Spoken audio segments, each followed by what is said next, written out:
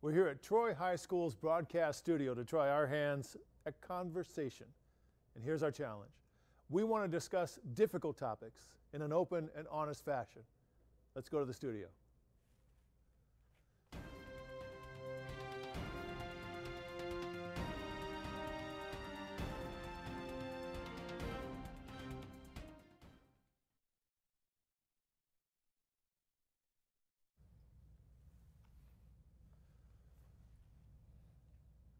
Well, we're here to talk. That's the whole idea. I got Mr. Knowles and I have Rowena. And so Rowena, you're kind of like the focal point of this whole thing, because that dynamic of kids talking to parents, kids talking to teachers, kids talking to any adult or authority figure is kind of the issue here. And so I know that you want to be an animator because you told us that before you started to roll. As an instructor, what's like the first thing that you want to find out from her in order to make that dream even a possibility? Oh, that's a huge question.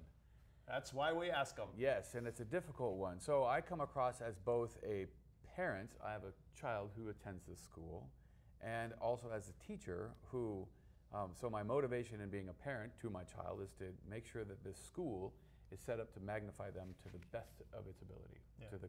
So to put my daughter in the classes where she will essentially perform best and will make her more her. And then as a teacher, of course, when students come in, they're coming in and they're enrolled in a particular class. And so my goal in that is to make sure that I do everything I can within my curriculum and with the student to magnify whatever skills and to develop whatever skills will essentially make them successful in the subject area that I'm teaching them.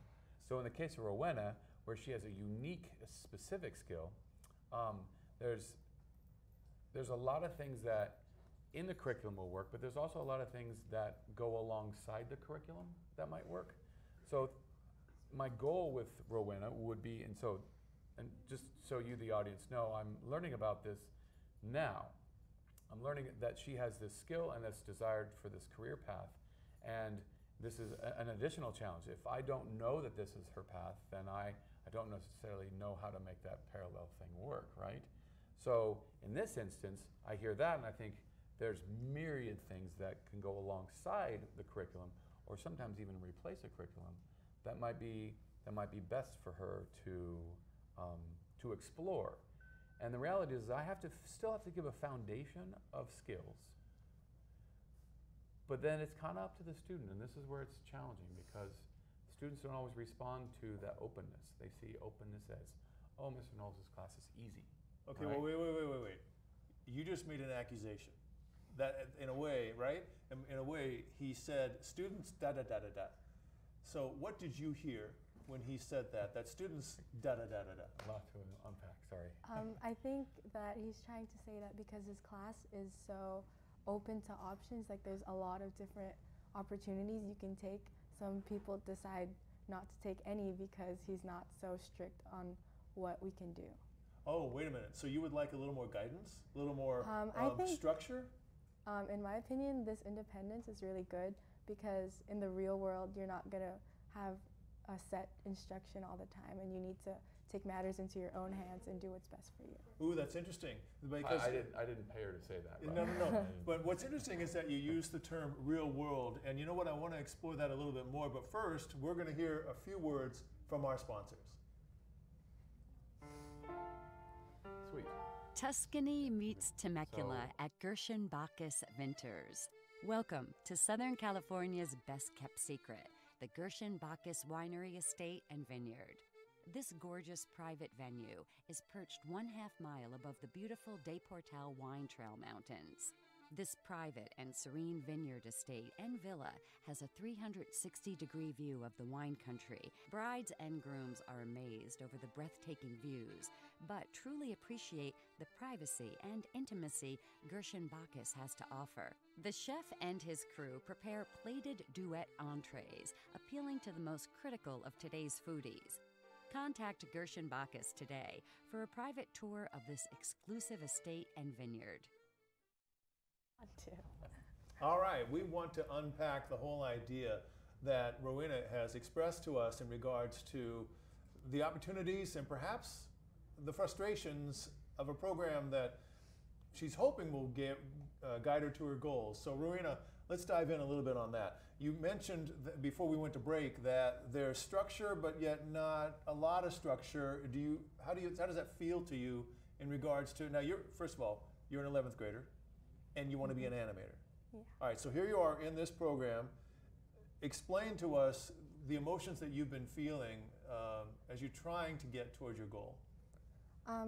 In my opinion, I think that being in classes like the Troy Tech pathway with the media, I think it's an awesome opportunity for me to explore new opportunities because in 8th grade when I was applying to high schools, I got accepted into an art school and I really wanted to go, but it wasn't practical at the time. So coming to Troy wasn't really my dream school for high school, and I feel like it wouldn't set me on the right path towards an artistic career because Troy is known to be a STEM school. But upon realizing that there's a media pathway, like this really boosted my morale and really opened me to new ideas for my future. What do you mean? What ideas for your future? Well, at first I just wanted to be I just wanted to apply myself in the fine arts, but with media I realized that I could connect with the technological advancements of today and use my art and kind of meddle it together into something new. And so you want to be an animator, and what you told me before we started recording is that you would like to do films, like a Disney or a DreamWorks or something like that. A lot of that animation is done through computer-generated stuff. Is that your medium, or what do you prefer? I think because I took computer science my first year, I feel really comfortable with computers, and using computers along with art is really helpful, and I know that's the perfect it's the perfect mix of both technology and art. So. Are you getting what you want at Troy High School? Yeah, definitely. You are? Yeah, because I was so upset coming to Troy. I was like, oh my gosh, I don't want to do science or math. But then, Troy Tech was actually a blessing in reality because it actually offered me more than I thought it would. Well, that's encouraging, right? Yes. Oh my yes. gosh. So you've actually tapped into something that I've, essentially I've been an art teacher for 20 years. And therein lies the challenge. Parents see art, correct me if I'm wrong, let's have this difficult conversation. Do parents, actually I'll put it as a question, do parents see art as impractical? Do your parents see, oh, she wants to do art, we better give her some other skills because, a career in art means, well, you're not going to have a mortgage and you'll be lucky to make rent and that sort of thing. So is that the impression or is that the concern of the parent, is that being an artist won't necessarily provide for you? Well, for parents, I understand and that you can even speak to your parents and apologize. I understand that it's stressful because you just want your child to be successful and have a lot of money. It's all about the materialistic things. But I feel like my parents personally have come around to this because my brother was originally going to be a doctor, but he switched to acting. And then me, it really, having siblings too, it opens doors for you. They fight their own wars for you. They kind of pave way. So you're not the oldest one. Stand on the shoulder of giants. Yeah. So I feel like my parents are supportive, but I understand that it's hard, to be successful, and you just want the best for your child. So all right, what's interesting about that? There's a couple of things that you touched on. One is the fact that you had people that kind of paved the way, broke the ice, if you will, with your parents. But also, it's interesting that your sibling, your brother, chose an artistic path as well. I'm curious as to how that influenced you, and we're going to get back to that right after these words from our sponsors. Tuscany meets Temecula at Gershon Bacchus Vinters. Welcome to Southern California's best-kept secret, the Gershon Bacchus Winery Estate and Vineyard. This gorgeous private venue is perched 1/2 mile above the beautiful Deportal Wine Trail Mountains. This private and serene vineyard estate and villa has a 360-degree view of the wine country. Brides and grooms are amazed over the breathtaking views, but truly appreciate the privacy and intimacy Gershon Bacchus has to offer. The chef and his crew prepare plated duet entrees, appealing to the most critical of today's foodies. Contact Gershon Bacchus today for a private tour of this exclusive estate and vineyard. So when we left you, Rowena had told us that her sibling, her brother, had kind of paved the way with her parents. But I don't know, I'm a little curious about that, Rowena. Just kind of explain a little bit what happened in the family when your brother said to, and how much older is he than you? He's 22 right now. Okay, so he's 5 years older than you, let's say. Yeah. So when he went to your parents and said, by the way, I'm not going to do what you thought I was going to do, I want to be an actor. And then were you privy to that conversation? Were you in the room? No. No? Then how did you hear about it? Well, I heard about it because my brother was always encouraging for me. Yeah. He was always like, you should pursue what you want. And I think that's super important to pursue happiness But instead the whole of dynamic of how do your parents deal with this. So when you went to your parents and said, I want to be an artist, what was that conversation like? Well, I could see they were worried, but they were supportive. You think their worry was financial? Yes. Oh, okay. What do you think about that?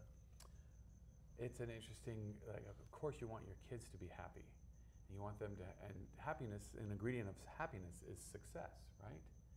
So if you are not an informed parent, you're unaware of this whole artistic world, and that you know, maybe a career could be had in that, then you don't know to encourage them.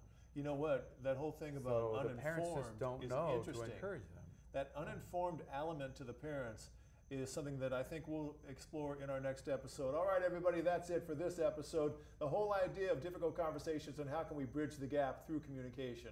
We'll see you next time.